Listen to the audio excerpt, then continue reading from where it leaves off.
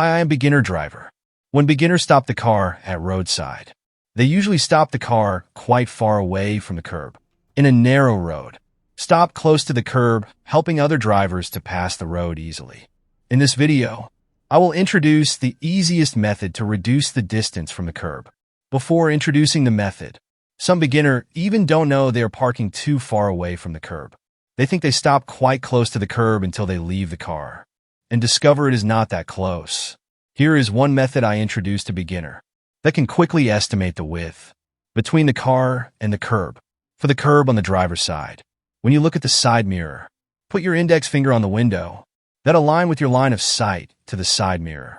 For my car, if it is the same as my width of index finger, the width of the gap is around 20 centimeters, 8 inches.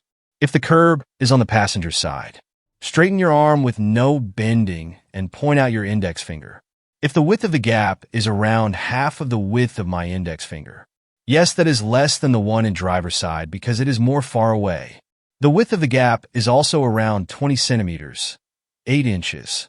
Usually 20 to 30 centimeters, 8 to 12 inches, is a good distance between the car and the curb. You can find your reference by stopping the car at 20 centimeters away from the curb and see what is the ratio between the gap and your finger. Usually I want to find the finger with around 1 to 1 or 1 to 2 ratio because it is more easy to estimate. You can use your thumb, index finger, or pinky, depends on which finger have the good ratio for you. If you can estimate how far you are away from the curb and you know you are stopping too far away, you can use the following method to correct your car position. After checking the traffic, if it is safe, shift to driving gear. Steer maximum away from the curb. In this case will be steer to right maximum. The car will move along the red arrow. How far you have to drive forward depends on how far the width of the gap is. The wider the width, the more you need to drive forward. When you stop the car, shift to reverse gear. Partially turn back your steering wheel around half rotation.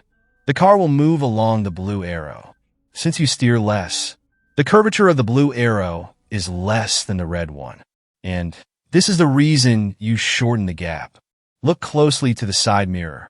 If it is almost parallel to the curb, straighten the steering wheel and the width of the gap will be narrower.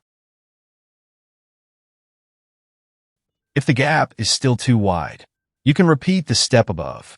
I suggest beginner not to drive forward too much to correct, because it is more complicated if you overcorrect it.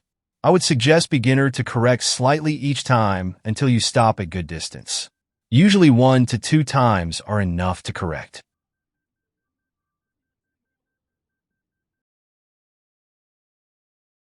If you overcorrect it, your car will hit the curb. You can correct by these 2 methods. It depends on how close your car and the curb is.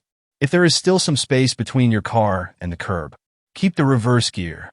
Steer the steering wheel maximum away from the curb to see if it touched the curb.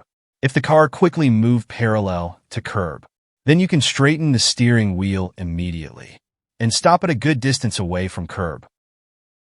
If there is too little space between your car and the curb, you can see in the video that the space become too little. Shift to driving gear to move forward to avoid hitting the curb. Keep the steering wheel the same position. Move your car forward a little bit. Stop the car. Shift to reverse gear and steer maximum away from the curb. The space become wider and you check if it touched the curb.